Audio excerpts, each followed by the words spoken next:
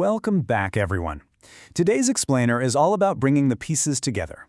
We're diving into a definitive summary of arguably the most fundamental concept in auditory science, which is frequency selectivity. We are focusing exclusively on the core takeaways from section 5.5.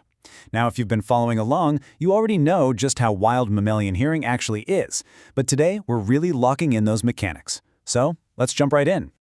Okay, let's dive into this. Here is our roadmap. First up, the importance of frequency selectivity. Then, measurement at all stages. After that, basilar membrane properties. And finally, defining excitation patterns. Section 1. The importance of frequency selectivity.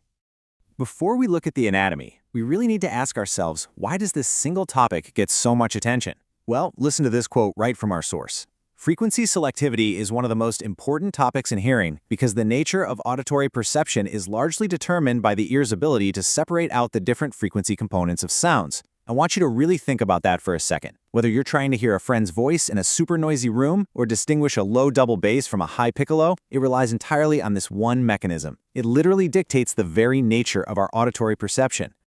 Now, what's really interesting about this is the sheer volume of focus here. More is known about frequency selectivity than about any other aspect of auditory processing. Think about that. This isn't just some niche subtopic.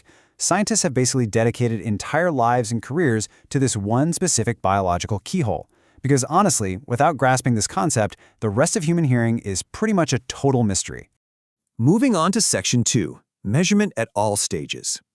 So, moving from the why to the where. Because this is the absolute cornerstone of hearing, its echoes are found throughout the entire architecture of the ear and the brain.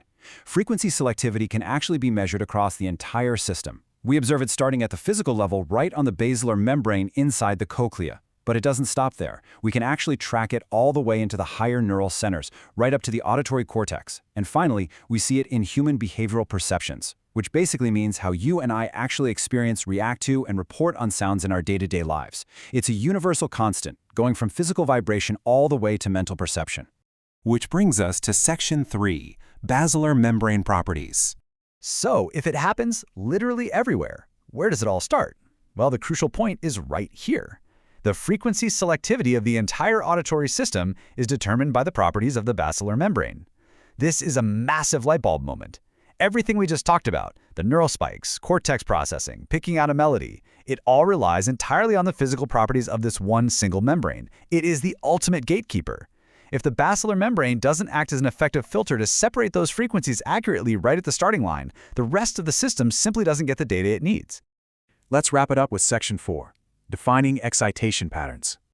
Now that we know the root cause, we need to understand how scientists actually visualize all this. Here's the formal definition. An excitation pattern is a plot of the outputs of the auditory filters as a function of center frequency in response to a given sound. Okay, I know, that sounds incredibly dense, but just think of it as a highly structured visual map of cochlear activity.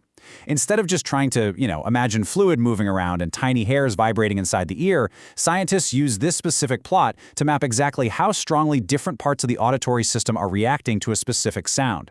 It gives us a tangible, readable map of frequency selectivity in action. Let's move to and see how this builds our understanding of the auditory pipeline. What exactly does this excitation pattern represent in real, biological terms? Well, it represents two massive things. First, the overall activity of the basilar membrane as a function of characteristic frequency. And equally important, it represents the overall activity in the auditory nerve as a function of characteristic frequency. This is so brilliant because the pattern acts as the ultimate bridge. It takes the physical movement, the raw mechanical tuning of the basilar membrane, and directly links it to the neural data that's firing and traveling up the auditory nerve. And this brilliantly illustrates one of the most profound concepts in all of auditory science. When we compare the excitation pattern to the acoustic spectrum, we realize they are essentially biological mirrors of each other. The source text makes this really beautiful analogy. It says the excitation pattern is simply the auditory system's internal version of the sound spectrum. So just as a microphone and a computer monitor can plot out the different physical frequencies of a sound wave on a screen, your inner ear is plotting out that exact same spectrum internally.